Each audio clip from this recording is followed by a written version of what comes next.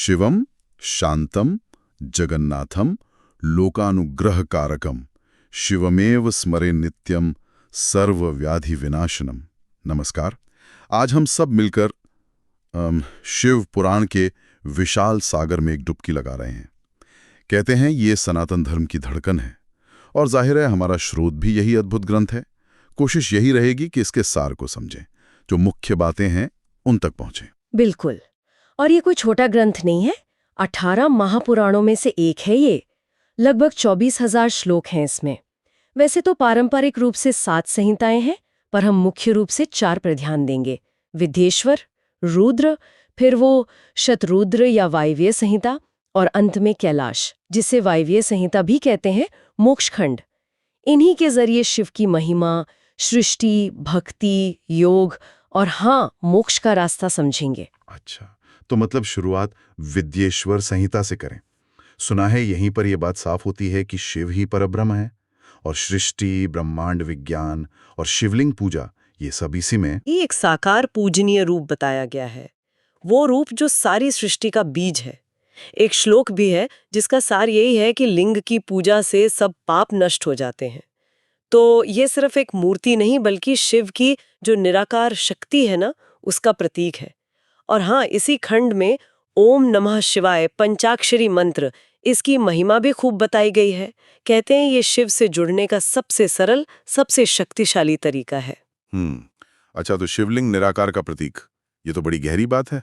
इस बुनियाद के बाद फिर रुद्र संहिता आती है, जिसमें शिव की लीलाएं हैं, शिव पार्वती की कथाएं हैं। वो शायद ज्यादा मानवीय पहलुओं को छूती हैं। हाँ। और ये तो सबसे बड़ा खंड भी है ना। सही कहा आपने। रुद्र संहिता तो जैसे शिव पुराण का दिल है। इसी में बताया गया है कि कैसे शिव ने ब्रह्मा, विष्णु और रुद्रों की उत्पत्ति की, और फिर वो सती की बहुत ही मार्मिक कहानी है। उनका आत्मदाह, दक्ष का यज्ञ विध्वंस, और उसी से शक्तिपीठों का निर्माण हुआ। कहते हैं जहां जहां देवी के अंग गिरे वो स्थान पवित्र हो गए। ये दिखाता है कि कैसे दुख और विनाश से भी पवित्रता और शक्ति जन्म ले सकती है। और इसी में पार्वती जी की वो कठोर तपस्या और फिर शिव जी से विवाह का प्रसंग भी है।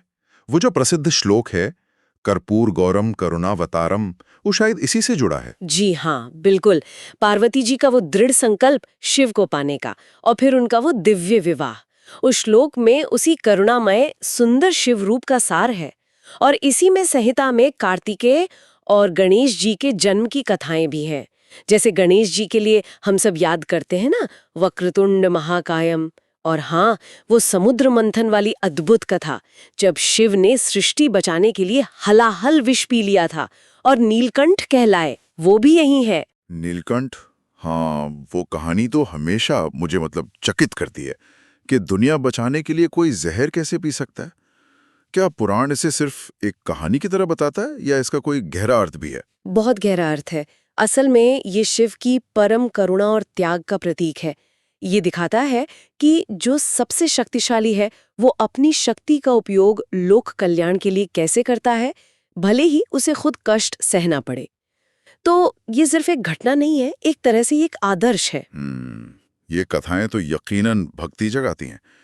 तो क्या अगला खंड, वो शतरुद्र या वायव्य संहिता, हमें इसी भक्ति और योग के रास्ते पर आगे ले जाता है? बिल्कुल। रुद्र संहिता की कहानियों से जो भक्ति मन में जगती है ना, उसे साधना में कैसे बदलें, उसे जीवन में कैसे उतारें, ये शतरुद्र या वायव्य संहिता सिखाती है।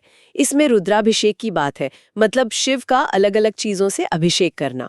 उसके लाभ बताए हैं, जैसे जल से शांति मिलती है, दूध से आयु बढ़ती है, बिल्व पत्र का महत्व समझाया गया है, पाशुपत व्रत जैसे खास व्रतों का जिक्र है, और सोमवार, प्रदोष व्रत, महाशिवरात्रि, इनकी महिमा बताई गई है। ये सब शिव से जुड़ने के व्यवहारिक तरीके हैं। और ओम नमः शिवाय को तो यहाँ महामंत्र कहा गया है। ओम के ध्यान की विधि भी समझाई गई है। अच्छा, मतलब ये खंड रोजमर्रा की जिंदगी में शिव भक्ति को प्रैक्टिस करने के तरीके देता है। और फिर आता है अंतिम खंड, कैलाश और मोक्ष संहिता। इसके नाम से ही लग रहा है कि ये मुक्ति मोक्ष की बात करता होगा। हाँ, ये परम सत्य की ओर ले जाता है। इसका जो केंद्रीय संदेश है वो है शिवोहम, मैं ही शिव हूँ। ये अद्वैत का अनुभव है कि आत्मा और परमात्मा एक ही है, अलग नहीं है। मोक्ष का मतलब है इसी सच्चाई को जानना, इसी में स्थित हो जाना, शिव में मिल जाना। और इसके रास्ते बताए हैं वैराग्य मतलब सांसारिक मोह से थोड़ी दूरी, अटूट भक्ति और ध्यान। उपमन्यु और मार्कंडेय जैसे महान भक्तों की कहानियां भी हैं इसमें प्रेरणा के लिए। और वो प्रसिद्ध महामृत्युंजय मंत्र जो भय और मृत्यु पर विजय का मंत्र माना जाता है, वो भी इसी संहिता का हिस्सा है। ये जानना बड़ा दिलचस्प है कि मृत्यु पर विजय का मंत्र मोक्ष वाले खंड में है। शायद ये इशारा है कि मुक्ति सिर्फ मरने के बाद की चीज नहीं है, बल्कि जीते जी भय और अपनी सीमाओं पर जीत पाना भी है। आपने बहुत अच्छी बात कही। बिल्कुल, मोक्ष को यहाँ जीवन की सीमाओं से, खासकर मृत्यु के डर से मुक्ति के रूप में भी देखा जा सकता है। महामृत्युंजय मंत्र उसी अंदर की शक्ति को जगाने का आह्वान करता है एक तरह से। वो अगर हमें शिव पुराण का सार मतलब बिल्कुल निचोड़ कुछ शब्दों में समझना हो तो वो क्या होगा? सार यही है कि भक्ति सबसे ऊपर है। शिव और शक्ति एक ही हैं, अलग नहीं किए जा सकते। ओम नमः शिवाय जैसा सरल मंत्र भी मुक्ति तक ले जा सकता है।